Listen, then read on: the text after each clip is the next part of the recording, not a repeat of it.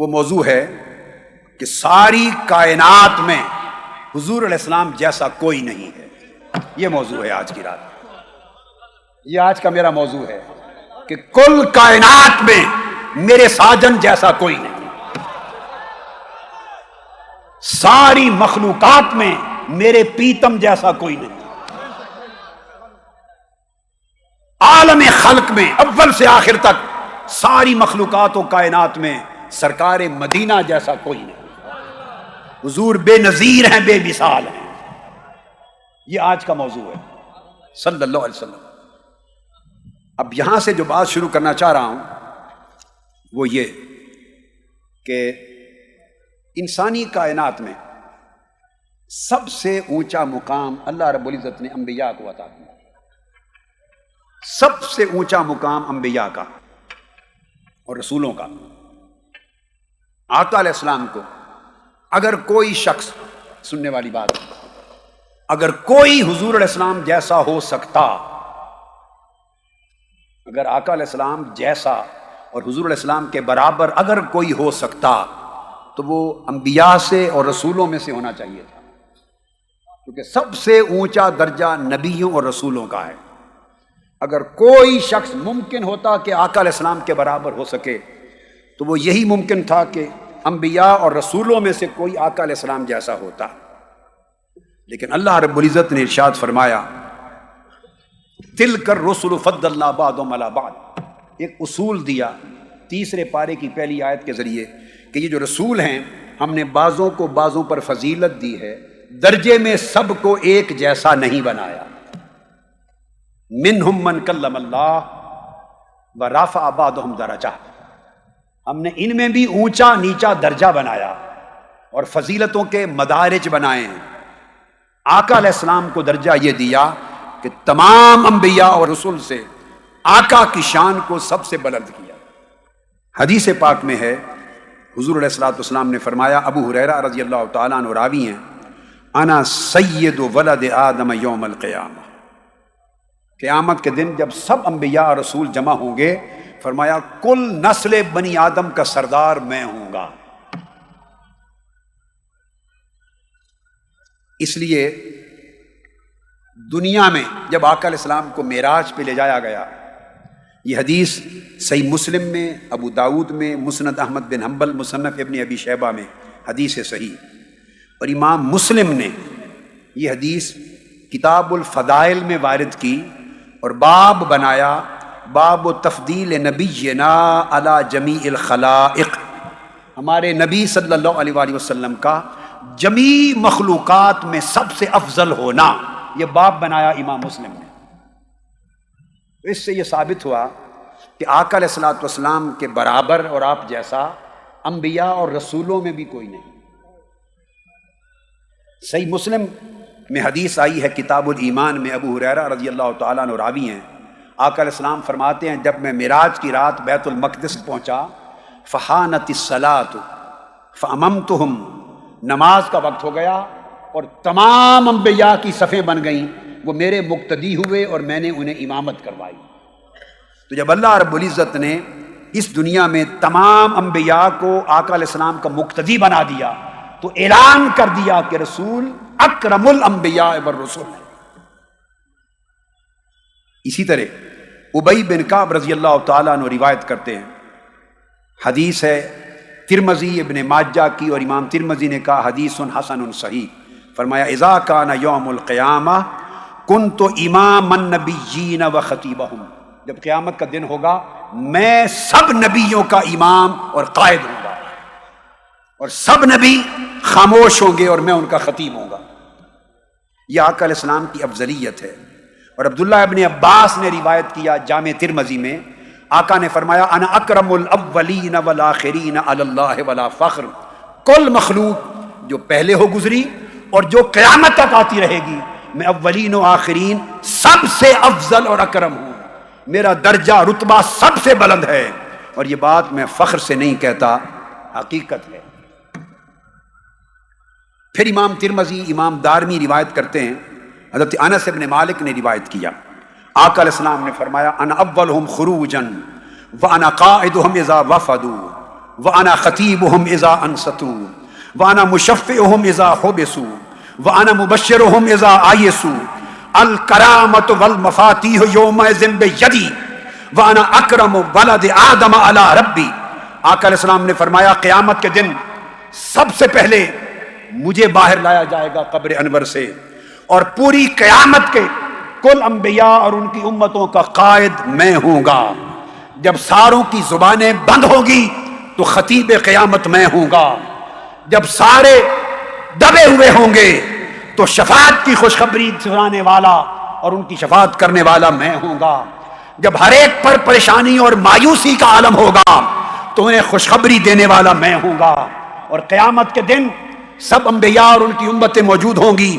اللہ پاک فرمائیں گے فرشتوں کو کہ آج ساری بزرگیوں اور جنت کی چابیاں ساری محمد مصطفیٰ کے ہاتھ میں دے دی جائیں، تو کرامت اور جنت کے دروازوں کی چابیاں میرے ہاتھ میں دی جائیں گی۔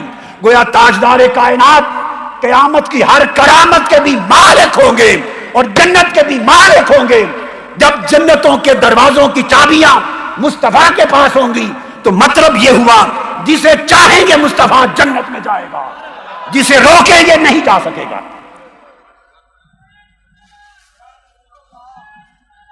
اور فرمایا 1000 خادم اور ایک حدیث میں 70,000 ملائکہ خادموں کی طرح میرے ارد گرد طواف کرتے ہوں گے، جدھر جاؤں گا میں ان کے جرمٹ میں سفر کروں گا۔ یہ ایک مقام میں نے بیان کیا پہلا کہ آقا علیہ الصلوۃ والسلام کو تمام انبیاء اور رسولوں پر فضیلت عطا کی گئی۔ پھر حضرت عائشہ صدیقہ رضی اللہ تعالیٰ عنہ روایت کرتی ہیں، میں عرض کیا جبرائیل امین نے آقا علیہ السلام کی بارگاہ میں، اور جبرائیل امین نے کہا قال قلبت مشارق الارض ومغاربها فلم اجد رجلا افضل من محمد ولم ار بیتا افضل من بیت بنی ہاشم۔ امام طبرانی اور امام لالکائی عقیدہ اہل سنت میں بیان کرتے ہیں کہ جبرائیل امین نے کہا آقا میں نے زمین کے مشارق و مغارب کا کونا کونا چھان مارا، خدا کی عزت کی قسم کہ محمد جیسی فضیلت والا اور اس سے بہتر فضیلت والا کوئی شخص کائنات میں نہیں دیکھا، اور محمد کے گھرانے بنو ہاشم جیسی فضیلت والا کوئی گھرانہ نہیں دیکھا۔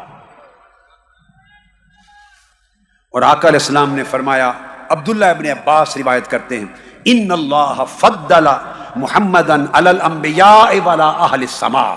اللہ پاک نے حضور علیہ السلام کو تمام انبیاء پر بھی فضیلت دی اور تمام اہل سما پر، آسمانی مخلوقات پر بھی فضیلت دی۔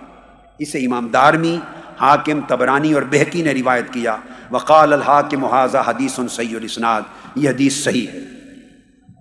پھر آقا علیہ السلام نے فرمایا حدیث پاک میں، ابو ہریرہ رضی اللہ تعالیٰ عنہ راوی ہیں، فرمایا خیار ولد آدم خمسۃ نوح و ابراہیم و عیسیٰ و موسیٰ و محمد و خیرہم محمد۔ آقا علیہ السلام نے فرمایا کہ کل اولاد آدم جن میں سب نبی، ولی اور رسول شامل ہیں، ان ساروں میں سب سے اونچا درجہ رکھنے والے 5 رسول ہیں، حضرت نوح، حضرت ابراہیم، حضرت عیسیٰ، حضرت موسیٰ، حضرت محمد، اور فرمایا پھر ان 5 میں سب سے افضل محمد مصطفیٰ۔ گویا مخلوق کی افضلیت تاجدار کائنات کے رتبے پہ جا کے ختم ہو گئی۔ آقا علیہ السلام جیسا کوئی انبیاء اور رسولوں میں سے کوئی فرد نہیں۔ اب آقا علیہ السلام کی جو عدم تساوی ہے کہ حضور جیسا کوئی نہیں، اس کے اسباب ہیں۔ اسباب یوں کہ یوں تو اللہ رب العزت نے نبوت تو 1,24,000 انبیاء کو دی کم و بیش، رسالت 313 رسولوں کو دی، مگر ہر کسی کو نبوت ملی جب وہ پیدا ہوئے، وہ پیدائشی طور پہ نبوت لے کر آئے، ہر نبی ولادت سے نبی بن کے آیا، مگر آقا علیہ الصلوۃ والسلام جیسا چکے کوئی نہیں۔ آقا کا معاملہ الگ تھا، آپ کو نبوت آپ کی ولادت کے وقت سے نہیں ملی، آپ کو نبوت اس وقت عطا کی گئی جب خود حضرت آدم بھی پیدا نہ ہوئے تھے، جب کائنات بشریت کی ابتدا بھی نہ ہوئی تھی اور سلسلہ نبوت کا اجرا بھی نہ ہوا تھا، آقا علیہ السلام کو اللہ نے اس وقت سے نبی بنا دیا۔ حضور علیہ الصلوۃ والسلام سے پوچھا گیا، حدیث ترمذی ہے اور حدیث صحیح ہے. امام ترمذی نے کہا ھذا حدیث حسن صحیح. ابو ہریرہ رضی اللہ تعالیٰ عنہ روایت کرتے ہیں کہ صحابہ کرام نے پوچھا قالوا یا رسول اللہ متى وجبت لك النبوۃ، آپ کے لیے نبوت کب واجب ہوئی؟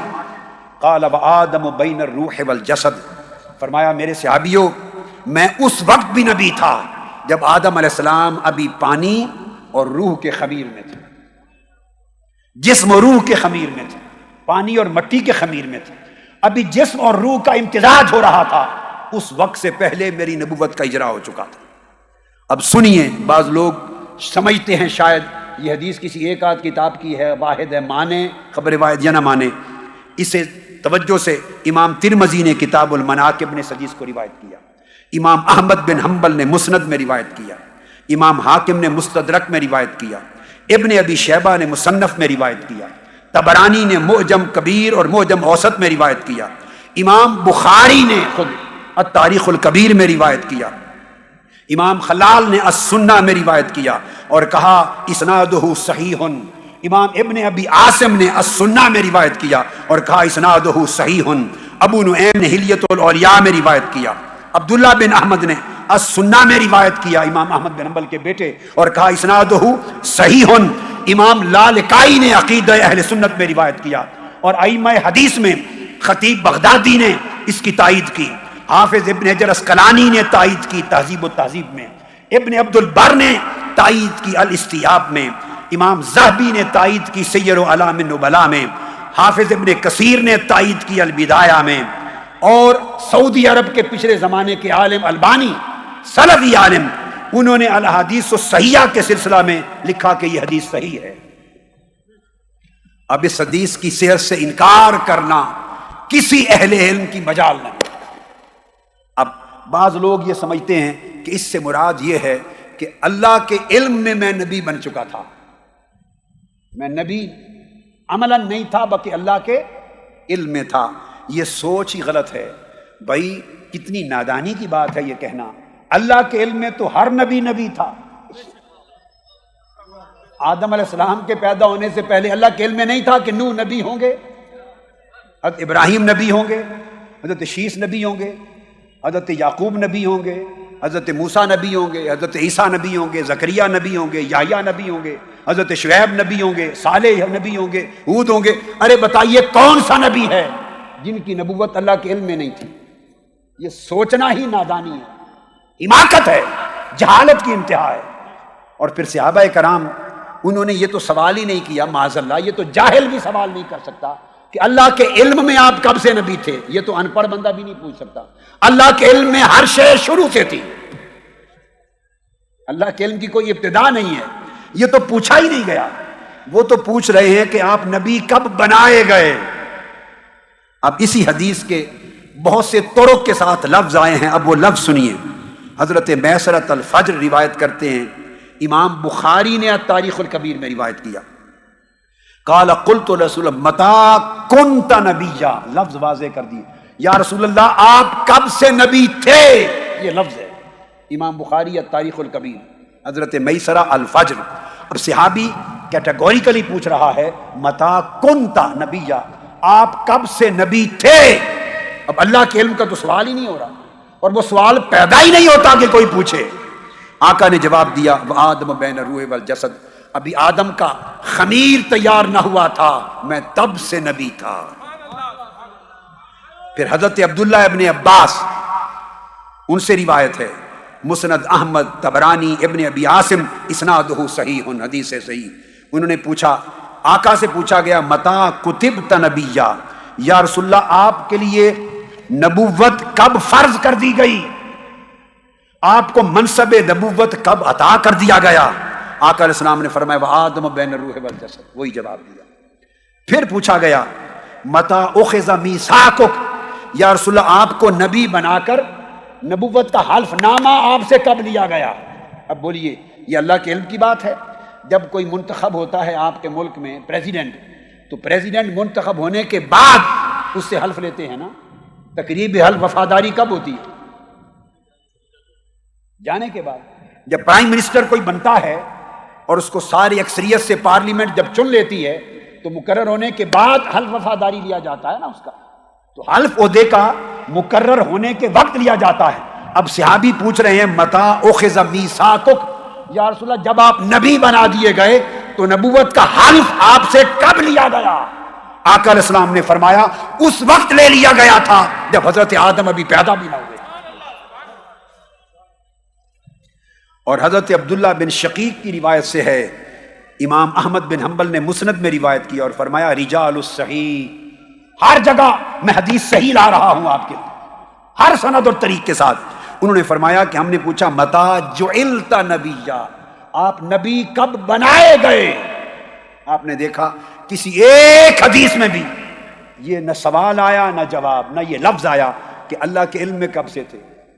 یہ کوئی جاہل سوچ سکتا ہے، صحابہ نہیں سوچ سکتے تھے نا۔ آقا نے فرمایا متا جعلت، آپ کب سے نبی بنائے گئے؟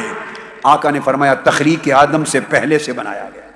اور یہی بات حضرت عمر فاروق نے بھی روایت کی رضی اللہ تعالیٰ عنہ۔ اس کو حافظ ابن کثیر نے روایت کیا ہے، حافظ ابن کثیر نے خود، یہ جو حوالہ میں دے رہا ہوں حافظ ابن کثیر، اور امام ابو نعیم نے اس کو روایت کیا، اور اس کو امام سیوطی نے اس کو ذکر کیا۔ تو لہٰذا آقا علیہ الصلوۃ والسلام جیسا کوئی نہیں، اس لیے کہ نبی تو بہت سے تھے مگر ہر ایک کو نبوت ملی ان کے پیدا ہونے کے بعد، مگر تاجدار کائنات کو نبوت ملی ساری کائنات بشریت کے پیدا ہونے سے بھی پہلے۔ تو حضور جیسا کوئی کہاں سے ہو، حضور جیسا کوئی کہاں سے ہو۔ باقی انبیاء دنیا میں آئے تو نبی بنے، اور رسول اس وقت نبی بنے جب تک دنیا بھی نہ تھی، دنیا بھی نہیں بنائی گئی تھی۔ اور حضرت عبداللہ ابن عباس روایت کرتے ہیں، امام حاکم نے روایت کیا مستدرک میں اور کہا ھذا حدیث صحیح الاسناد، حدیث صحیح اسناد ہے۔ عبداللہ ابن عباس فرماتے ہیں کہ اللہ تعالیٰ نے عیسیٰ علیہ السلام کو وحی فرمائی، وحی فرما کے فرمایا یا عیسیٰ آمن بمحمد، اے عیسیٰ محمد پر ایمان لاؤ۔ عیسیٰ علیہ السلام پر وحی محمد صلی اللہ علیہ وسلم پر ایمان لانا، اور اپنی امت کو بھی حکم دے دینا جو میرے محبوب کو پالے وہ ان کا کلمہ پڑھ لے، ایمان لائے۔ اللہ پاک نے فرمایا اس لیے فلولا محمد ما خلقت آدم ولولا محمد ما خلقت الجنت والنار، اگر محمد کو پیدا نہ کرتا تو آدم کو پیدا نہ کرتا، اگر میں محمد کو پیدا نہ کرتا تو جنت و دوزخ کو پیدا نہ کرتا۔ اور عیسیٰ علیہ السلام کو بتایا اے عیسیٰ جان، جب میں نے عرش کو پیدا کیا تو عرش میں اضطراب ہوا، عرش الہی کانپا، فَكَتَبْتُ عَلَيْهِ لَا إِلَهَ إِلَّا اللَّهُ محمد رسول اللہ فَسَكَنَ، عرش پر میں نے اپنے نام کے ساتھ محمد کی رسالت کا نام لکھا تو عرش وہیں تھم گیا۔ گویا کائنات بننے سے پہلے جب عرش الہی کی تخلیق ہوئی تو حضور کو رسول اللہ اس وقت اللہ نے لکھ دیا تھا، اس وقت رسول اللہ لکھ دیا تھا۔ پھر آقا علیہ الصلوۃ والسلام جیسا اس لیے بھی کوئی نہیں، ہر نبی جب آیا تو وہ ایک قوم کے لیے آیا، وما ارسلنا من رسول الا بلسان قومه، اور فرمایا من امت الا خلا فیہا نذیر، جس رسول کو بھی بھیجا اس کو اپنی قوم میں بھیجا اور اس قوم کی زبان دے کر بھیجا، اور ہر ایک قوم کے پاس ایک ڈر سنانے والا بھیجا۔ تو ہر نبی کو ایک ایک طبقے، ایک ایک شہر، ایک ایک قبیلے، ایک ایک امت کے پاس بھیجا۔ مگر جب آقا علیہ السلام کی باری آئی تو جو آیت میں نے شروع میں پڑھی، حکم ہوا یا ایھا الناس انی رسول اللہ الیکم جمیعا، اے نسل بنی آدم میں کل کائنات انسانی کی طرف اللہ کا رسول بن کے آیا۔ اور فرمایا لوگ ایک ایک قبیلے کے لیے نذیر ڈر سنانے والا بن کے آئے تھے، للعالمین نذیرا، آقا علیہ السلام کل کائنات کے لیے نذیر بن کے آئے گا۔ اور فرمایا بخاری اور مسلم میں ارسلت الی الخلق کافہ، ساری مخلوق کی طرف مجھے بنا کے بھیجا گیا۔ آقا نے فرمایا وکان النبی یبعث الی قومہ خاصۃ وبعثت الی الناس عامہ وبعثت الی الخلق کافہ، ہر نبی ایک قوم کی طرف خاص نبی رسول بن کے جاتا تھا، میں ساری مخلوق کی طرف رسول بن کے آیا۔ کل انسان، عالم انس کی طرف حضور رسول، عالم جنات کی طرف رسول، جن بھی حضور کے غلام، ملائک بھی حضور کے غلام، حیوانات بھی حضور کے غلام. ایک ایک حیوان جو حضور کے چہرے کو تکتا تو سجدہ کرتا. میں نے خطابات میں کئی بار حدیث بیان کی ہے. اونٹ دیکھتے تو سجدہ کرتے آقا کو، ہرنیاں دیکھتی تو سجدہ کرتی، بکریاں دیکھتی تو سجدہ کرتی. حیوانوں کو سجدہ کرتے دیکھ کر سیدنا صدیق اکبر بول اٹھے، آقا حیوان آپ کو سجدہ کرتے ہیں، اجازت دیں، ہمارے دل بھی تڑپتے، ہم آپ کو سجدہ کیا. آقا نے فرمایا نہیں، میری امت میں، میری شریعت میں اجازت نہیں کہ انسان کو سجدہ کرے. درخت حضور کو سجدہ کرتے، پتھر حضور کو سجدہ کرتے، پانی حضور کو سجدہ ریز ہوتے، یعنی نہریں ابلتی. کائنات خلق کی ہر شے آقا کی رسالت اور رحمت کی چادر کے نیچے. یہ شان کسی اور نبی اور رسول کی نہ تھی. اس وجہ سے آقا علیہ السلام جیسا اس اعتبار سے بھی پوری کائنات میں کوئی نہیں. اب ایک اور نکتہ جس کی وجہ سے کوئی میرے آقا جیسا، کوئی میرے ساجن جیسا، کوئی میرے پیتم جیسا، کوئی ہمارے آقا جیسا کوئی نہیں. کیسے کہ نبوت دینے میں حضور کو سب سے پہلا بنایا اور بعثت کرنے میں سب سے آخری بنایا. تو گویا اول ہونے میں بھی حضور بے مثل ہوئے اور آخر الانبیاء ہونے میں بھی آقا بے مثل ہوئے. تو قرآن مجید میں خاتم النبیین کا لقب دیا اور حدیث پاک میں آقا علیہ السلام کے لیے فرمایا کلما، آقا نے فرمایا حالک نبی خلفہ نبی وانہ لا نبی بعدی وانا خاتم النبیین متفق علیہ. پہلے ہر نبی کی جب وفات ہوتی تو اس کا خلیفہ نبی بنتا، مگر میں آخری نبی ہوں، اب میرے بعد کوئی نبی نہیں آئے گا، میں سلسلہ نبوت کو ختم کرنے والا ہوں. تو گویا نبوت کی ابتدا میں بھی میرے مصطفیٰ کی مثال کوئی نہیں، اور نبوت کے سلسلے کی انتہا میں بھی آقا کی مثال کائنات میں کوئی نہیں. تو گویا اولیت میں بھی حضور بے مثال اور آخریت میں بھی حضور بے مثال. تو ختم نبوت کی شان میں آقا علیہ السلام بے مثال ہوئے. پھر حضور صلی اللہ تعالی علیہ وآلہ وسلم کی اگلی شان دنیا میں جب آقا علیہ الصلوۃ والسلام کو عطا کیا علم، تو علم میں آقا علیہ السلام کو بے مثال رکھا. کسی نبی اور رسول کو اور کسی مخلوق کو علم میں اتنی وسعت عطا نہیں کی جو وسعت آقا علیہ السلام کو علم میں عطا کی گئی. ما کان وما یکون، عالم خلق کی دو حدیں ہیں. کائنات کی بگننگ ما کانا سے شروع ہوتی ہے اور کائنات کا اینڈ ما یکون کی انتہا تک جاتا ہے. ما کانا وما یکون، یہ دو حدیں بھی میرے مصطفیٰ کے علم کی وسعت کے مقابلے میں چھوٹی ہیں. اور حدیث میں علم مصطفیٰ میں بھی کوئی حضور کا مثل نہیں.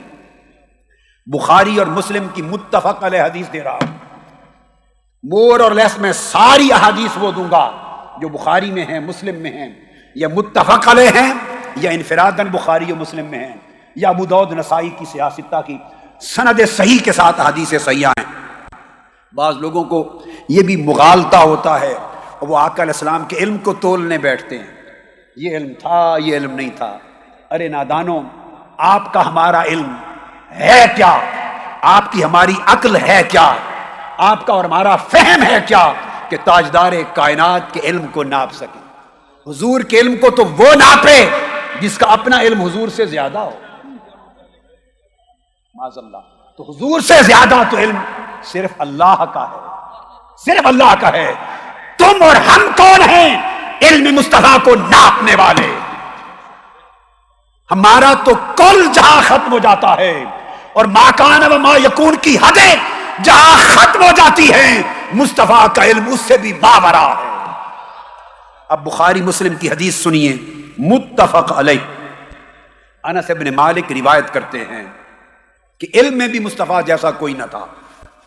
فرماتے ہیں ایک دن آقا علیہ السلام نے نماز پڑھی، فصلی الظہر فلما سلم قام علی المنبر. نماز ظہر سے فارغ ہوئے، منبر پہ کھڑے ہو گئے. متفق علیہ حدیث دے رہا. حوالہ بھی سن لیں، صحیح بخاری میں کتاب الاعتصام بالکتاب والسنہ،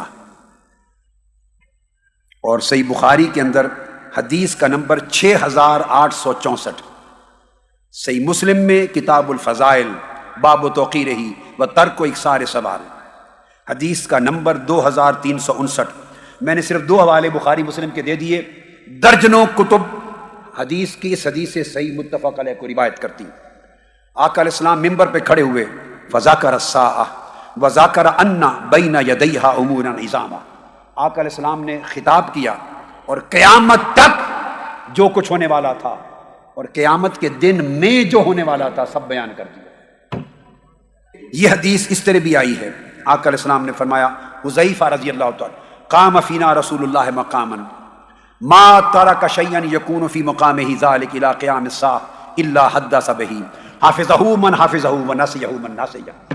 بخاری مسلم، اور یہ بخاری مسلم میں ایک اور حدیث کے الفاظ یہ بھی آئے ہیں، فاخبرنا ان بدء الخلق الی ان داخل اہل الجنۃ منازلہم واہل النار منازلہم، کائنات کی ابتدا سے شروع کیا آقا علیہ السلام نے بیان کرنا، اور کائنات کی انتہا تک سب کچھ بیان کر دیا، حتیٰ کہ جنتیوں کا جنت میں داخل ہو جانا اور دوزخیوں کا دوزخ میں داخل ہو جانا، سارا کچھ بیان کر دیا۔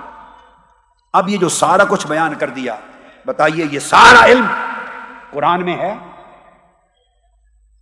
آپ کو یہ آیتیں بتا سکتے ہیں؟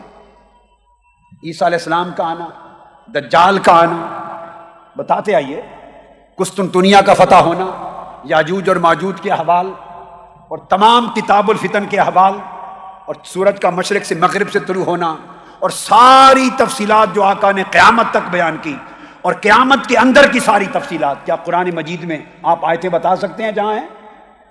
نہیں ہے۔ تو سوال پیدا ہوتا ہے کہ آقا علیہ السلام جو سب کچھ بتاتے ہیں، قرآن میں تو یہ تھا نہیں صراحت سے، کس علم سے بتاتے ہیں؟ تو پتہ چلا کہ آقا علیہ السلام کے علم کا مبدا فقط قرآن نہ تھا، قرآن کے علاوہ بھی وحی آتی تھی، اور وہ وحی خفی تھی، اسی کو سنت اور حدیث کہتے ہیں۔ آقا نے بیان کیا اور اس کے بعد فرمایا، قال من احب ان يسأل عن شيء فليسأل عنه، آج جو شخص مجھ سے جو کچھ پوچھنا چاہتا ہے پوچھ لے۔ بات یہ ہوئی، کچھ لوگوں نے خسر پسر کی تھی اور آقا علیہ السلام کی شان علم میں کچھ باتیں کی تھی، تانا زنی کی تھی۔ منافق اس وقت بھی علم مصطفیٰ میں تانا کرتے تھے، اور جن کے دلوں میں نفاق ہے وہ آج بھی علم مصطفیٰ میں تانا زنی کرتے ہیں۔ تو منافقوں نے کوئی تانا زنی کی تھی، بات آقا علیہ السلام کے کانوں تک پہنچی، آپ جلال میں آئے اور کھڑے ہو کے پوچھا، جس نے مجھ سے جو پوچھنا ہے آج پوچھ لے، فواللہ لا تسألونی عن شیء الا اخبرتکم بہ ما دمت فی مقامی ھذا، خدا کی قسم آج جو پوچھنا ہے پوچھ لو، اور جو پوچھو گے میں یہاں کھڑے کھڑے سب کچھ بتا دوں گا۔ جب یہ پوچھا، قال انس فاکثر الناس البکاء، لوگ رونے لگ گئے، صحابہ کرام چیخ و پکار کھڑی ہو گئی، کانپنے لگ گئے۔ اس کیفیت میں آقا فرماتے جاتے تھے، وَأَكْثَرَ الرَّسُولُ اللَّهِ أَن يَقُولَ سَلُونِي سَلُونِي سَلُونِي، کہتے جاتے تھے پوچھ لو پوچھ لو پوچھ لو۔ دریائے علم مصطفیٰ تلاطم میں تھا۔ اس کیفیت میں ایک شخص کھڑا ہوا، ایک شخص فقام الی رجل فقال این مدخلی یا رسول اللہ، ایک شخص کھڑا ہوا، اس نے پوچھا یا رسول اللہ بتائیے مر کر میرا ٹھکانہ کیا ہوگا مرنے کے بعد۔ اب بعض لوگوں کو یہ خیال آتا ہے، غلطی، اس سے مراد یہ تھا کہ شریعت کی جو بات پوچھنی ہے پوچھ لو، احکام شریعت کا جو پوچھنا ہے پوچھ لو۔ یہ سوچنا غلط ہے۔ آگے دیکھو تو صحیح کہ پوچھنے والے پوچھ کیا رہے ہیں، وہ کوئی شریعت کا مسئلہ پوچھ رہے ہیں یا غیوب کی بات پوچھ رہے ہیں۔ اس شخص نے پوچھا کہ مرنے کے بعد میں کہاں جاؤں گا؟ فرمایا النار، اے شخص تو دوزخ میں جائے گا۔ اب اس نے کوئی شریعت کا مسئلہ پوچھا تھا، اس نے مرنے کے بعد ٹھکانہ پوچھا۔ اب آقا علیہ السلام فرما دیتے، اگر علم میں کمی ہوتی تو فرماتے مرنے کے بعد مجھے کیا خبر، تو کہاں جائے گا؟ نہیں، اس نے پوچھا کہاں جاؤں گا؟ فرمایا تمہارا ٹھکانہ جہنم ہوگا۔ تو پتا چلا وہ شخص زندہ ہے، یہاں بیٹھا ہے، مگر مرنے کے بعد کا ٹھکانہ بھی مصطفیٰ آنکھوں سے دیکھ رہے ہیں۔ پھر ایک اور شخص اٹھا، عبداللہ بن اضافہ، اس کو لوگ تانا دیتے تھے نسب کا، اس نے کہا میں اپنا مسئلہ حل کرا لوں۔ اس نے پوچھا من ابی یا رسول اللہ، میرا حقیقی والد کون ہے؟ قال ابو کا حذافہ، تمہارے اصل والد کا نام حذافہ ہی ہے، اس کے نسب کو صحیح قرار دے دیا۔ پھر ایک اور حدیث پاک میں آتا ہے، ایک اور شخص کو لوگ تانا دیتے اور کہتے کہ تم اپنے باپ کے نہیں ہو، وہ اٹھا، اس نے کہا من ابی، یا رسول اللہ میرا باپ کون ہے؟ فرمایا تم حرام زادے ہو۔ فرمایا ابو کا سالم مولا شیبہ، تیری ماں نے تجھے شیبہ کے آزاد کردہ غلام سے لیا تھا۔ اب تاجدار کائنات کے علم کی وسعت دیکھیے کہ مرنے کے بعد کا کوئی ٹھکانہ پوچھتا ہے تو جنت و دوزخ ہتھیلیوں کی طرح میرے مصطفیٰ کے سامنے، کوئی اپنا نسب پوچھتا ہے تو میرے محبوب کے سامنے۔ اب نسب کیسے پتا چلتا ہے؟ کوئی ڈی این اے کا ٹیسٹ کروایا تھا؟ کوئی ٹیسٹ تھا ڈی این اے کا؟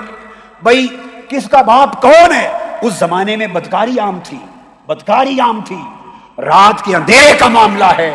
ارے کس کی ماں کس شخص کے ساتھ سوئی اور کون شخص کس عورت کے ساتھ ملا اور اس کا حمل ٹھہرا، نطفہ ہوا، یہ تو راتوں کے اندھیروں کے غیب کے معاملات ہیں۔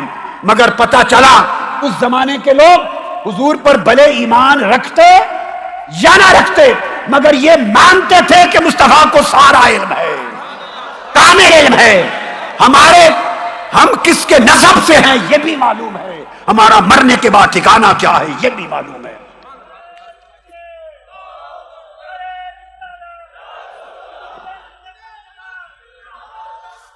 پھر آقا علیہ الصلوۃ والسلام پھر فرماتے رہے سلونی سلونی، پھر فرماتے رہے اور پوچھ لو اور پوچھ لو۔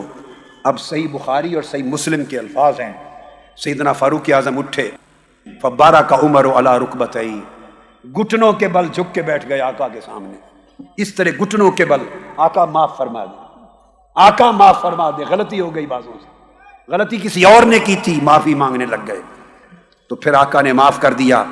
اب یہی حدیث ایک عجیب روایت دے رہا ہوں، حافظ ابن کثیر نے بھی روایت کی۔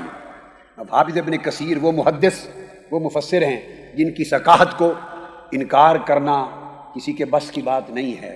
حافظ ابن کثیر نے تفسیر ابن کثیر میں روایت کیا، اٹھا کے دیکھیے علماء بھی اور طلباء بھی، یا ایھا الذین آمنوا لا تسألوا عن اشیاء کی آیت کے تحت، سورہ مائدہ آیت نمبر 101 تفسیر ابن کثیر کے تحت انہوں نے روایت کی یہ حدیث، یہی واقعہ، اور وہ لکھتے ہیں کہ جب آقا سلونی سلونی فرماتے جا رہے تھے، پوچھ لو مجھ سے جو پوچھنا ہے، پوچھ لو مجھ سے جو پوچھنا ہے، اور پوچھ لو مجھ سے جو پوچھنا ہے۔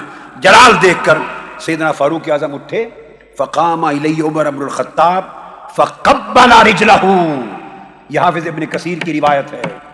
فاروق اعظم رضی اللہ عنہ اٹھے فقبل رجلہ، سیدنا فاروق اعظم نے صحابہ کرام کی بڑی مجلس میں جھک کر آقا علیہ السلام کے قدم مبارک چوم لیے، حضور علیہ السلام کے قدم چومے سیدنا فاروق اعظم نے۔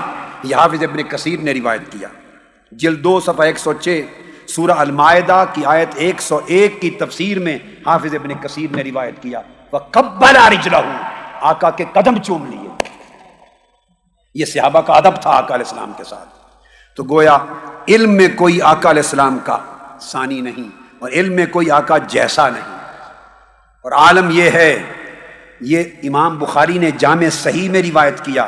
ایک اور حدیث سنن ابی داؤد میں، دارمی میں، مسند احمد میں، ابو ہریرہ رضی اللہ تعالیٰ عنہ روایت کرتے ہیں واقعہ خیبر، جب خیبر فتح ہو گیا، حدیث کے لفظ ہیں قال لما فتحت خیبر اہدیت للنبی صلی اللہ علیہ وسلم شاۃ فیہا سم، جب وہ زہر آلود بکری کا گوشت پیش کیا گیا خیبر فتح ہونے کے بعد، یہودیوں نے آپ کو شہید کرنے کی سازش کے تحت، اس موقع پر جب گوشت کی بوٹی بول اٹھی، ارے بنے ہوئے گوشت کی بوٹیاں بھی مصطفیٰ کی غلام، ہائے ہائے ہائے ہائے، بنے ہوئے گوشت کی بوٹیاں جو سالن بنا ہوا ہے تب کر وہ بھی میرے مصطفیٰ کی غلام ہے، بولتی آقا میرے اندر زہر ہے، تناول نہ فرمائیے۔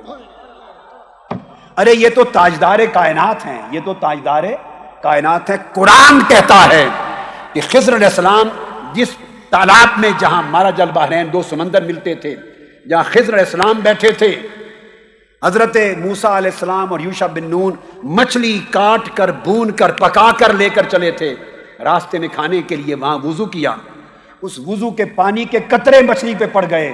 ارے جہاں حضرت خضر بیٹھے تھے بنی اسرائیل کے ولی اللہ، اس پانی کے اثر سے بنی ہوئی مچھلی زندہ ہو گئی. مچھلی زندہ ہو گئی. میں نے اپنے خطابات میں کئی بار اس چیز کو بیان کیا. ارے اگر بنی اسرائیل کے ولی خضر علیہ السلام ان کی توجہ سے بنی ہوئی مچھلی زندہ ہوتی ہے، وہ تو اثر پانی کا پڑ گیا تھا، تو یہ تو تاجدار کائنات کی بارگاہ ہے. یہاں تو پانی مس نہیں کیا، بنا ہوا گوشت آیا ہے. آقا نے ایک بوٹی کھائی ہے، گوشت بولتا ہے، زندہ ہو کے بولتا ہے آقا مجھے نہ کھائیے، مجھے ذیل میں بھونا گیا. یہ وہ واقعہ خیبر ہے. میں علم کی بات کر رہا تھا کہ علم مصطفیٰ میں آقا کا ثانی کوئی نہیں. تو آقا علیہ السلام نے جب یہ دیکھا کہ انہوں نے سازش کی مجھے زہر آلود گوشت کھلایا، آپ نے آواز دی اور فرمایا کہ ان یہودیوں کو جمع کرو. خیبر کے یہودیوں کو جمع کیا گیا. اور نہ بھولیے کہ آقا علیہ السلام پہلی بار خیبر گئے تھے. کہاں مدینہ کی سرزمین اور کہاں خیبر. میرے آقا خیبر کے رہنے والے نہیں تھے، یاد رکھیں، خیبر کے رہنے والے نہیں تھے. خیبر تو گئے ہیں، فتح کیا ہے. اور اب فرمایا یہودیوں کو بلاؤ جنہوں نے مجھے زہر کھلایا ہے. جب جمع ہو گئے سامنے بیٹھ گئے. میرے آقا نے فرمایا، حدیث صحیح بخاری کی کتاب الجزیہ حدیث نمبر 2998 اور صحیح بخاری کتاب الطب حدیث نمبر 2178 اور پھر ابو داؤد اور دیگر کتب میں بھی ہے، بہت ساری بے شمار کتب حدیث میں. بخاری اور ابو داؤد کی بتا دی، صحیح بخاری کی. آقا علیہ السلام نے فرمایا یہودیوں کو، انی سائلکم عن شیء، میں تم سے ایک بات پوچھتا ہوں. یہودیوں سے کہا، اکٹھا ایک گروہ بیٹھا تھا. فہل انتم صادقی عنہ، کیا تم مجھے صحیح صحیح سچا بولو گے، میرے سوال کا جواب سچائی کے ساتھ دو گے؟ انہوں نے کہا جی ہاں، آپ جو پوچھیں گے ہم سچا جواب دیں گے. آقا علیہ السلام نے فرمایا اچھا بولو. فقال لهم النبی من ابوکم، جو یہودی سامنے بیٹھے تھے ان کی طرف اشارہ کر کے کہا بتاؤ تمہارا باپ کون ہے؟ قالوا فلان، ان سب نے کہا ہمارے باپ کا نام یہ ہے، فلاں شخص ہمارا باپ ہے. آقا نے فرمایا ان سب کو تم جھوٹ بولتے ہو. بل ابوکم فلان، تمہارا باپ وہ نہیں، تمہارا باپ وہ شخص، دوسرا شخص. اب خیبر میں میرے آقا نسب کیسے جانتے ہیں قبیلوں کے؟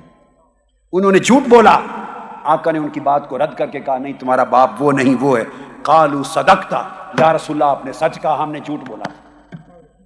یہ علم کا حال ہے کہ علم میں میرے آقا کا کوئی ثانی کائنات میں اللہ نے نہیں کیا. اور صحابہ کہتے ہیں آقا علیہ السلام ابتدائے کائنات سے انتہائے کائنات تک سب کچھ کئی بار بتاتے. فحافظہ من حافظہ وناسیہ وناسیہ، ہمیں جو کچھ یاد رہتا ہم اتنے عالم بن جاتے، جو بھول جاتا سو بھول جاتا. تو آقا علیہ الصلوۃ والسلام کے علم کے باب میں یہ مقام ہے کہ حضور کا علم کے باب میں کائنات میں کوئی ثانی نہیں. اور پھر حضور علیہ الصلوۃ والسلام کا اسی طرح اللہ رب العزت نے یہ شان دی کہ کوئی حضور جیسا نہ ہے، اور اگلی بات، اور کوئی چاہے تو بن بھی نہ سکے.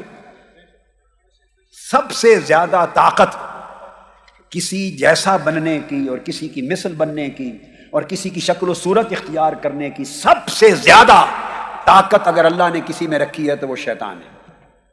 جن ہے اور جنات کا بانی اور امام ہے، جنات کے قبیلے کا بانی اور امام ہے. وہ جس کی شکل میں چاہے بن کے آ جائے ورغلانے اور دھوکہ دینے کے لیے. مگر آقا علیہ السلام نے فرمایا، حدیث ہے بخاری مسلم کی متفق علیہ، حضرت انس بن مالک رضی اللہ تعالیٰ عنہ روایت کرتے ہیں، آقا علیہ السلام نے فرمایا من رآنی فی المنام فقد رآنی فإن الشیطان لا يتخیل بی، وفی روایت قال فإن الشیطان لا يتمثل بی.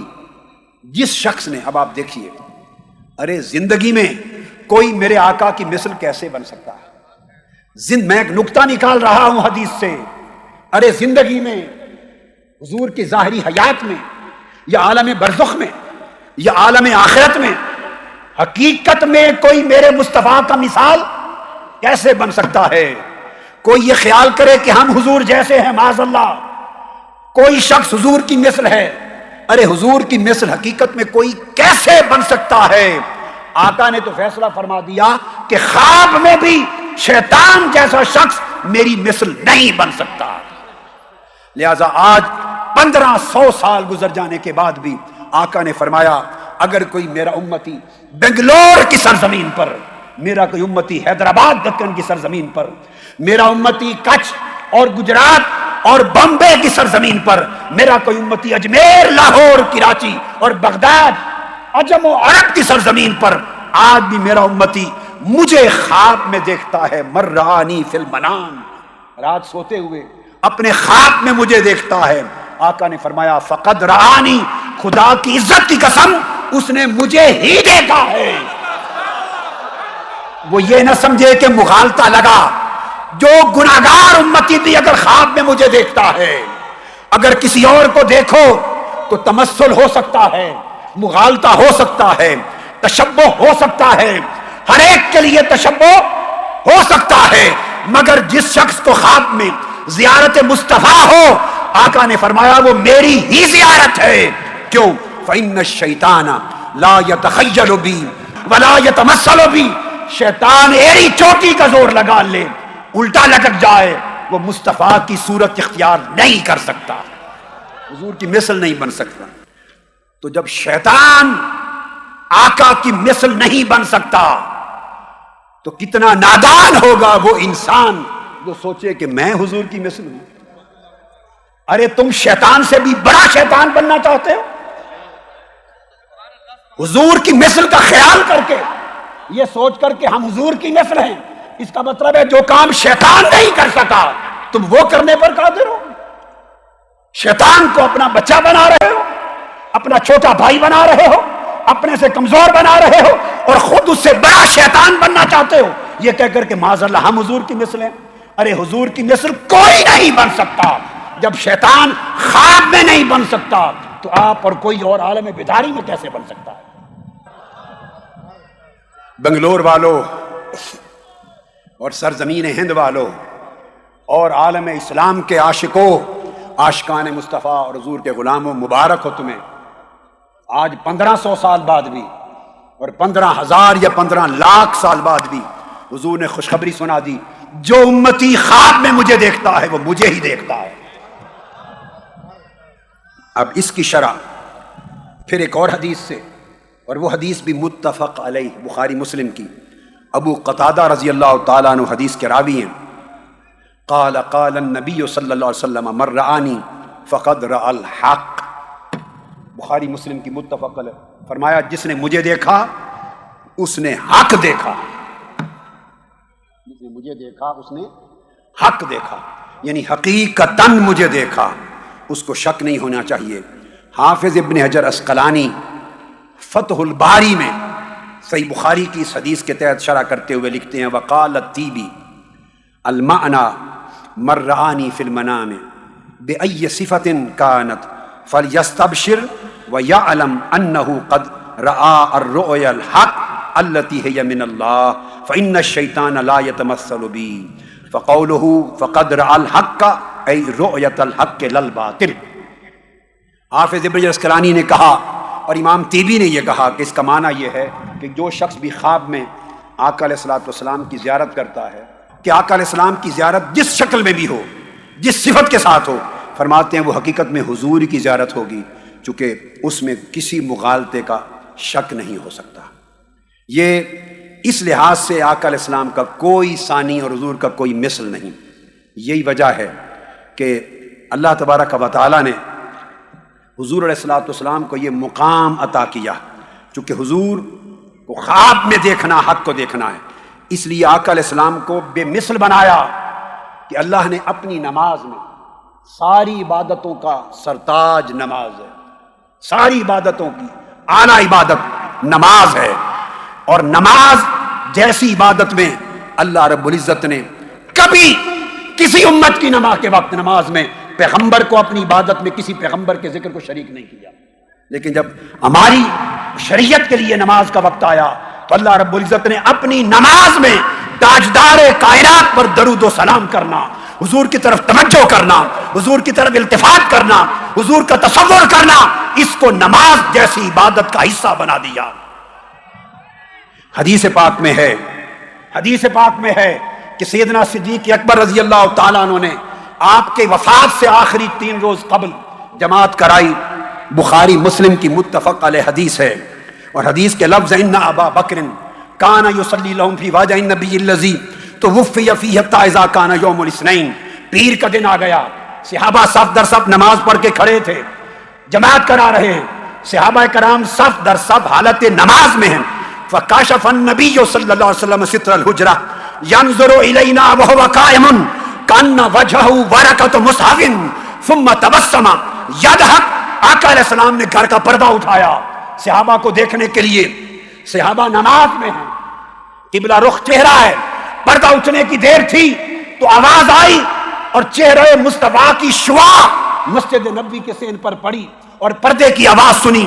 وہ صحابہ کرام جو حالت نماز میں اپنے سجدہ گاہ پر نگاہیں گاڑ کے کھڑے تھے، قبلہ رخ منہ کر کے کھڑے تھے، بائیں جانب سے جب حضور نے پردہ اٹھایا صحابہ اپنی نماز بھول گئے اور بے ساختہ چہروں کو رخ مصطفیٰ کی طرف کر لیا، اور کہتے ہیں خدا کی قسم حضور کا چہرہ کہتے ہیں کھلے ہوئے قرآن کی طرح لگ رہا تھا، اور حضور کے دیدار کی خوشی ہوئی۔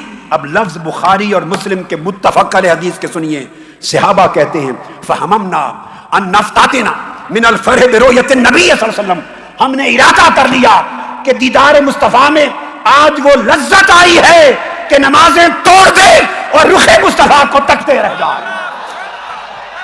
ارے یہ عمل میرا نہیں ہے، یہ عمل آپ کا نہیں ہے، یہ عمل کل صحابہ کی جماعت کا ہے۔ اللہ کی نماز ہو رہی ہے، فرض ادا ہو رہے ہیں اور پردہ اٹھتا ہے اور چہرے مصطفیٰ سامنے آتا ہے، صحابہ نماز کو بھول کر رخ قبلہ کو بھول کر حضور کے چہرے کو تکنے میں مست ہو جاتے ہیں اور پھر نماز توڑنے کا ارادہ کر لیتے ہیں۔ یہ تو ان کا حال تھا۔ ادھر سیدنا صدیق اکبر نے سمجھا، فناکس ابو بکر علی عقبیہ لیصل الصف وظن ان النبی صلی اللہ علیہ وسلم خارج الی الصلاۃ۔ ابو بکر صدیق نے سمجھا شاید حضور باہر آ رہے ہیں، انہوں نے نماز کے اندر ادب مصطفیٰ میں مصلی چھوڑ دیا، پچھلی صف پہ آ گئے۔ اب بتائیے نماز ہے خدا کی، کل صحابہ حالت نماز میں ادھر دیدار مصطفیٰ میں مست ہو گئے ہیں، ابو بکر صدیق حالت نماز میں ادب مصطفیٰ میں مصلی چھوڑ کے واپس آ رہا ہے۔ حضور نہ ان کو روکتے ہیں نہ ان کو روکتے ہیں۔ اور پھر اس کے بعد آخر پہ فرمایا ان اتموا صلاتکم وارخوا الستر، پردہ نیچے گراتے ہوئے فرمایا اپنے نمازیں پوری کر لو۔ جب صحابہ کے چہرے پھر گئے، صدیق اکبر نے مصلی چھوڑ دیا تو نماز ٹوٹی نہیں، اگر ٹوٹ جاتی تو فرماتے نماز دہرا لو، میرے آقا نے فرمایا نہیں، نماز مکمل کر لو۔ اگر نگاہیں چہرے مصطفیٰ میں جم گئی اور ادب مصطفیٰ میں مصلی چھوٹ گئے تب بھی نماز خدا کی ہوتی رہی۔ ارے کون مصطفیٰ کا مثل ہو سکتا ہے؟ کون ہے میرے آقا جیسا کہ جن کے تصور تو کیا، جن کو تکتے رہنے سے اور جن کے لیے مصلی چھوڑ دینے سے نماز میں حرج نہ آئے۔ اور پھر سیدنا صدیق اکبر ایک اور روز نماز پڑھا رہے ہیں، سہل بن سعد الساعدی راوی ہیں، قبیلہ عمرو بن عوف میں صلح کروانے کے لیے آقا گئے تھے، واپس آئے تو نماز شروع تھی۔ اب مجھے بتائیے اگر نماز جاری ہو اور کوئی مفتی اعظم ہو، کوئی وقت کا کتب ہو، ابدال ہو، غوث ہو وقت کا، حتیٰ کہ سرکار غوث العظم ہی، نماز مسجد میں جاری ہو، پیچھے آئیں تو کسی کو اجازت ہے کہ وہ صفوں کو توڑتا چیرتا ہوا پہلی صف پر جائے؟ بولیے ہے اجازت؟ نہیں۔ آقا علیہ السلام آئے، صفوں کو توڑتے چیرتے ہوئے، والناس فی الصلاۃ فتخلص حتی وقف فی الصف فصفق الناس، صفیں چیرتے ہوئے حضور پہلی صف پہ چلے گئے۔ جب صحابہ نے دیکھا نماز ہو رہی ہے کہ آقا آ گئے ہیں، بولیے کیا؟ آپ سب کہیے آقا آ گئے ہیں، حضور آ گئے ہیں۔ صحابہ نے کہا یا ابو بکر صدیق حضور آ گئے ہیں، کہیے یا صدیق اکبر حضور آ گئے ہیں۔ کیا کہا صحابہ نے؟ حضور آ گئے۔ تو حضرت صدیق اکبر کو بتانے لگے اور بتاتے ہوئے ہاتھ پر ہاتھ تالیاں بجانے لگے اس طرح، ایسے زور زور سے حالت نماز میں، تاکہ ان کو سمجھ آ جائے کہ حضور آ گئے۔ اب حدیث کے لفظ ہیں کان ابو بکر لا یلتفت فی صلاتہ، وہ حالت نماز میں ایسے مست ہوتے کہ دائیں بائیں تکتے نہیں تھے۔ جب تالیوں کی آواز بڑھ گئی فلما اکثر الناس التصفیق التفت، جب تالیوں کی آواز بڑھ گئی تو سیدنا صدیق اکبر نے مڑ کے دیکھا۔ یہاں ایک بات سمجھاؤں گا میں آپ کو، مجھے کھڑا ہونا پڑے گا ایک نکتہ سمجھانے کے لیے۔ التفت، مڑ کے دیکھا، فرآ رسول اللہ، مڑ کے دیکھا تو آقا علیہ السلام پیچھے سے آئے تھے نا صف پر، تو حضور کو دیکھ لیا۔ اب مجھے بتائیے ایک امام کھڑا ہے سامنے، وہ کتنا مڑ کے پیچھے دیکھے کہ پچھلی صف پہ کھڑا ہوا نظر آ جائے؟ ایک امام اگر تھوڑا سا اتنا دیکھے تو نظر آتا ہے کوئی؟ بولیے۔ ارے پورا مڑ کے ادھر جب تک نہ دیکھے تو نظر نہیں آتا۔ صدیق اکبر کو شک ہوا کہ آقا آ گئے ہیں، تو قبلہ سے چہرہ ہٹا کر دائیں جانب پیچھے مڑ کے دیکھا۔ آپ میں نماز کے دوران چہرہ مڑ جائے تو نماز ٹوٹ جاتی ہے، چہرہ دائیں یا بائیں پھر جائے تو نماز ٹوٹ جاتی ہے۔ صدیق اکبر نے مصطفیٰ کو دیکھنے کی خاطر چہرہ پھیر دیا، نماز نہ ٹوٹی اور حضور کو دیکھا، ورنہ ابو بکر صدیق کو حضور کہتے ابو بکر نماز ٹوٹ گئی مگر نہیں ٹوٹی، اس لیے کہ ادھر خدا تھا ادھر مصطفیٰ تھا، ادھر خدا تھا ادھر مصطفیٰ تھا۔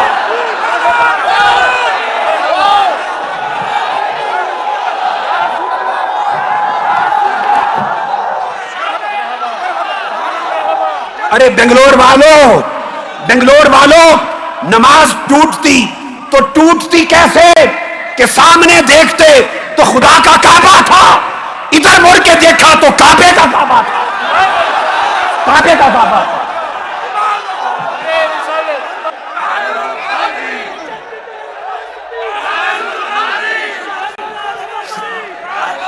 حدیث کے بخاری اور مسلم، بیٹھ جائیے، ہائی ہائی بیٹھ جائیے، بیٹھ جائیے اور چشم تصور میں ابو بکر صدیق کے عشق کا منظر لائیے۔ آئے کیسے تک رہے ہوں گے، کیسے مڑ کے دیکھا ہوگا۔ حدیث بخاری مسلم متفق علیہ، یہ لفظ کبھی نہ بھولیے، یہ لفظ التفت فرآ رسول اللہ، چہرہ پھیر لیا۔ جب قبلہ سے چہرہ دائیں بائیں پھر جائے تو نماز ٹوٹ جاتی ہے، اس لیے تو سلام کرتے ہیں ہم، السلام علیکم ورحمۃ اللہ، چہرہ پھیرا نماز ختم ہو گئی۔ ارے ہم پھیرے تو ختم ہو جائے، ابو بکر صدیق بھی پھیرے تو نماز ختم ہو جائے۔ ایک شکل ہے فقط، اگر پھیرے مصطفیٰ کھڑے ہوں پھر نماز ختم نہ ہو۔ فرآ رسول اللہ، تو پھر حضور نے اشارہ کیا انم کس مکانک، ابو بکر مصلی نہ چھوڑ، پیچھے نہ آ۔ وہ مصلی چھوڑنے لگے، فرمایا نہیں قائم رہ، نماز جاری رکھ۔ سیدنا صدیق اکبر نے جب آقا کا حکم سنا ہاتھ اٹھا دیے، مولا تیرا شکر ہے تیرے محبوب نے مجھے اس قابل جانا۔ دعا کر کے سنیے بنگلور والو، سنو عشق کسے کہتے ہیں، ایسے عشق میں آؤ تو بات بنے، ایسے عشق میں آؤ تو بات بنے۔ عشق کیا ہے؟ دعا کر دی، شکر ادا کر دیا، اس کے بعد پھر آقا علیہ السلام کے فرمانے کے باوجود پھر مصلی چھوڑ دیا، باہر پیچھے آ گیا۔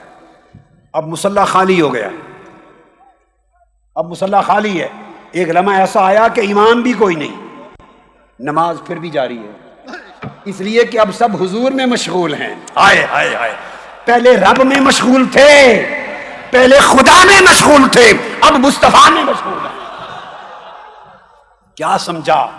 آپ سمجھتے ہیں کہ حضور کا تصور آ جائے تو نماز ٹوٹ جاتی ہے؟ ارے کون سی توحید؟ تم صدیق اکبر سے بھی بہتر توحید رکھتے ہو، تم صحابہ کرام سے اعلیٰ توحید رکھتے ہو۔ ہم سمجھیں معاذ اللہ استغفر اللہ کہ خیال آ جائے، تصور آ جائے تو نماز ٹوٹ جائے، ادھر سارا کچھ الٹ پلٹ ہوا پڑا ہے مصطفیٰ کے لیے، ان کی نماز نہیں ٹوٹتی۔ ایسی نماز جائے باہر میں جو مصطفیٰ کے تصور سے خالی ہے۔ یہ میرا مشرب ہے، میرا مشرب ہے. ایسی نمازیں عبادتیں جائیں باہر میں جو مصطفیٰ کے ادب سے خالی ہیں, مصطفیٰ کی محبت سے خالی ہیں. ارے مجھ سے پوچھو تو ہماری تو نماز بھی مصطفیٰ کے عشق سے پوری ہوتی ہے. حضور پھر آگے بڑھ گئے, مصلی سنبھال لیا, نماز پڑھائی. جب نماز سے فارغ ہوئے تو پوچھا یا ابا بکر ما مانعک ان تثبت اذ امرتک, میں نے تمہیں حکم دیا تھا کہ کھڑے رہنا, مصلی نہ چھوڑنا, پھر کس چیز نے تمہیں منع کیا؟ پھر مصلی چھوڑ کے آ گئے. اب عاشق کا جواب سنیے. ہائے ہائے, عاشق اور مولوی کی سوچ میں بڑا فرق ہوتا ہے. عاشق اور ملا کی سوچ میں فرق ہوتا ہے. صدیق اکبر ملا نہیں ہیں, وہ عاشقوں کے امام ہیں. انہوں نے جواب دیا آقا آپ کا حکم بجا, لیکن فقال ابو بکر ما کان لابن ابی قحافہ ان یصلی بین یدی رسول اللہ. حکم بجا, لیکن ابو قحافہ کے بیٹے کی کیا مجال کہ نماز میں آپ پیچھے کھڑے آگے کھڑا ہو جائے. اب سنیے بات کو, چونکہ ختم کرنے کی طرف لا رہا ہوں. یہ تو عمل تھا, یہ تو عمل تھا. اب میں حضور کا حکم بتاتا ہوں, اس حدیث پہ ختم کر دوں گا. اب پورے جسم کان بنا لیں اور کانوں کو ہوش بنا لیں, اور پھر جسم و جان سب کچھ کو جوش بنا لیں. یہ عمل تھا صحابہ کرام کا. اب آقا علیہ السلام کا حکم سنیے, حکم خود, اور یہ بھی صحیح بخاری کی حدیث ہے. میں نے کوئی حدیث آپ کو بخاری سے باہر کی نہیں دی, مسلم سے باہر کی نہیں دی, ابو داؤد اور ترمذی کی حدیث سے صحیحہ سے باہر سے نہیں دی. کوئی یہ نہ کہے کہ کمزور حدیثیں بتائیں. حضرت ابو سعید بن معلہ روایت کرتے ہیں, چونکہ 5 منٹ ہیں, میں نے خطاب کو ختم کرنا ہے, 5 منٹ رہ گئے. اسی حدیث پر توجہ سے سنیے. حضرت ابو سعید بن معلہ روایت کرتے ہیں, صحیح بخاری, سنن ابی داؤد, مسند احمد بن حنبل, نسائی. صحیح بخاری کی کتاب و تفسیر القرآن, باب یا ایھا الذین آمنوا استجیبوا للہ وللرسول, حدیث نمبر 4370. اور یہی واقعہ جو آگے آ رہا ہے وہ حضرت ابی بن کعب رضی اللہ تعالیٰ عنہ سے بھی مروی. ابو سعید بن معلہ کہتے ہیں نماز پڑھ رہے ہیں, نماز پڑھ رہے ہیں, آقا علیہ السلام پاس سے گزرے. صحیح بخاری کی حدیث ہے. صحیح, آقا علیہ السلام کو کوئی کام تھا, نماز پڑھتے ہوئے دیکھا. اب حضور کا حکم بتا رہا ہوں کہ عقیدہ اور ایمان کیا ہے اور حکم اور فرمان کیا ہے. نماز پڑھتے دیکھا, آگے گئے تو آواز دی یا ابا سعید. دیکھا کہ نماز پڑھ رہے ہیں, نماز میں گزرے اور آگے جا کے آواز دی یا ابا سعید. بلایا, حضور نے بلایا. ان النبی مر بہ وهو یصلی فدعا فقال فصلیت ثم اتیتہ. تو کہتے میں نماز میں تھا, میں جواب نہ دیا, میں نے تیزی سے نماز ختم کی, اور نماز ختم کرنے کے بعد حضور کی بارگاہ میں حاضر ہوا. عرض کیا لبیک یا رسول اللہ, اب حاضر ہوں. فقال ما منعک ان تجیبنی. فرمایا ابو سعید جب میں نے تجھے آواز دی تھی اسی وقت میرے پاس کیوں نہیں آیا؟ سمجھ آئی بات کی؟ حالت نماز میں جب تھے میں نے آواز دی تو اسی وقت میرے پاس کیوں نہیں آیا؟ قال كنت اصلی, یا رسول اللہ میں نماز پڑھ رہا تھا. تو آقا علیہ السلام نے فرمایا قال الم یقل اللہ, تو نے نہیں سنا کہ خدا نے فرمایا ہے یا ایھا الذین آمنوا استجیبوا للہ وللرسول اذا دعاکم, کہ جب اللہ کا رسول تمہیں بلائے جس حال میں ہو لبیک کہہ کر آ جایا کرو. جب میں نے بلایا تھا تو نماز کو وہیں چھوڑ کر میری پاس آ جانا چاہیے تھا. اور سنیے امام ابن حزم اس حدیث کے تحت المحلہ میں لکھتے ہیں یہ واقعہ اس وقت کا ہے جب نماز میں بولنا حرام کر دیا گیا تھا. اب حالت نماز میں سوال کا جواب نہیں دے سکتے تھے, اس وجہ سے انہوں نے جواب نہ دیا. امام ابن حزم لکھتے ہیں اس حدیث سے واضح ہوا کہ حالت نماز میں ہر ایک سے کلام کرنا حرام ہے پر مصطفیٰ سے کلام کرنا جائز ہے. اور جب حضور بلائیں اس پر اجماع ہے اور دلیل دیتے ہیں. اسی وجہ سے نماز میں اگر کوئی آپ کو سلام کہہ دے, آپ نماز پڑھ رہے ہیں, اوپر سے کوئی آئے, مفتی صاحب آ جائیں اور کہہ دیں السلام علیکم, آپ اس کو وعلیکم السلام بھی نہیں کہہ سکتے. کسی کے سلام کا جواب دے دیا تو نماز ٹوٹ گئی. آپ سلام کا جواب دیں تو نماز ٹوٹ جائے, اور تاجدار کائنات کی شان یہ ہے، رب کہتا ہے نماز میں اے نمازی بیٹھ اور میرے مصطفیٰ کو خطاب کر کے کہے السلام علیکہ ایھا النبی، یا نبی سلام علیکہ، یا نبی سلام علیک، یا نبی سلام علیک۔ امام ابن حزم کہتے ہیں یہ حضور سے کلام کرنا ہے، کسی اور سے کلام کرو تو نماز باطل ہوتی ہے، حضور سے سلام اور کلام کرو تو نماز کامل ہوتی ہے۔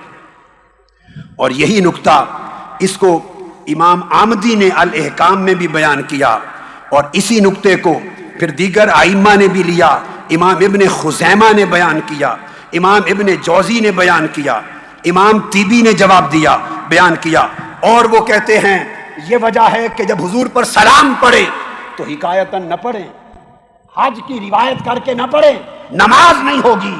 جب سلام پڑھے تو آقا کو سامنے دل میں رکھیں، حاضر جانیں، اور حضور کی طرف توجہ کر کے پکار کے کہیں یا نبی آپ پر سلام ہو۔ اور ایسے لوگ اس امت میں ہوئے کہ جو لوگ آقا علیہ السلام سے تعلق جوڑتے ہیں اور آقا علیہ السلام کی بارگاہ سے روحانی مناسبت پیدا کر لیتے ہیں، اس درجے تک بھی کئی لوگ پہنچے کہ جب حالت نماز میں حضور کو سلام کرتے ہیں یا نبی السلام علیک تو تھوڑی دیر چپ کر جاتے ہیں، خاموش ہوتے ہیں۔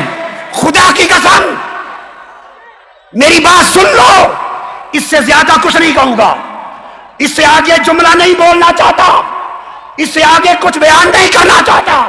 ایسے لوگ ہیں جب حضور پر سلام کرتے ہیں نماز میں تو انہیں حالت نماز میں مصطفیٰ کے سلام کا جواب آتا ہے، جواب آتا ہے مصطفیٰ کا۔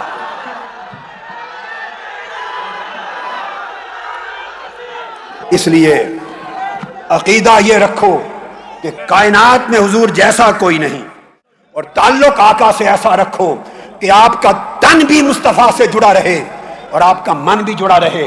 جب آپ حضور سے جڑ جائیں گے اور تن من سب کچھ جڑ جائے گا، آپ کی زندگیوں سے نفرت ختم ہو جائے گی، تفرقہ ختم ہو جائے گا، آپ سر سے پاؤں تک محبت کے ساتھ بھر جائیں گے، رحمت کے ساتھ بھر جائیں گے، جدھر جائیں گے محبتیں بانٹتے جائیں گے، وحدت بانٹتے جائیں گے۔ یہی وجہ ہے کہ وہ خواجہ اجمیر جن کے تن اور من مصطفیٰ سے جڑ گئے تھے، ان کے ہاں مسلمان بھی آتے تھے، ہندو بھی آتے تھے، اور جو مجلس میں بیٹھتا تھا اس کا من بھی ادھر جڑ جاتا تھا۔ اللہ رب العزت ہمارے حال پہ کرم کرے، یہ اجتماع قبول ہو اور ایمان کی سلامتی نصیب ہو، اور آقا علیہ السلام کی اتباع، غلامی، محبت اور آپ کی سیرت طیبہ اور اسوہ حسنہ کی پیروی کی توفیق نصیب ہو۔ اللہ آپ کو آباد رکھے، شاداب رکھے، ایمان کی بہاروں کے ساتھ رکھے اور امن کے ساتھ رکھے۔ والسلام علیکم ورحمۃ اللہ وبرکاتہ۔ اور میری نصیحت ہے منہاج القرآن سے جڑو، منہاج القرآن کے ساتھ کام کرو، خدمت کرو، منہاج القرآن تمہیں گنبد خضرا کے ساتھ جوڑ دے گا۔ منہاج القرآن کے لوگوں کے ساتھ رابطہ کر کے اپنی خدمات پیش کریں تاکہ حضور کے عشق کا پیغام دنیا بھر میں، بنگلور، کرناٹکا میں پھیلتا چلا جائے۔ والسلام علیکم ورحمۃ اللہ وبرکاتہ۔